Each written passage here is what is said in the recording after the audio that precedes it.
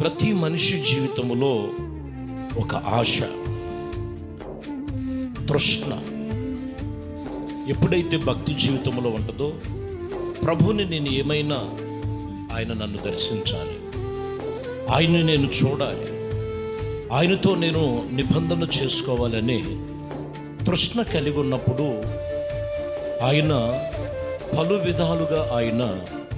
మనకు ఎదురవుతాడు. మొదటిగా వాక్యముతో నీకు ఎదురై, వాక్యమై ఉన్న దేవుడు నీతో వాక్యము చేత మాట్లాడతాడు. ఆయన వాక్యమే దేవుడని నువ్వు తెలుసుకొని వాక్యానుసారంగా నీ మార్గాలలో నడుచుకోగలిగితే, దేవుని దర్శనము గలవారై, దేవుని ఆత్మ గలవారై, అన్ని విషయాలలో అభివృద్ధి చెందేవారుగా దేవుడు మనకి ప్రత్యక్షమవుతారు లేదా ఆయన ఎదురవుతారనేది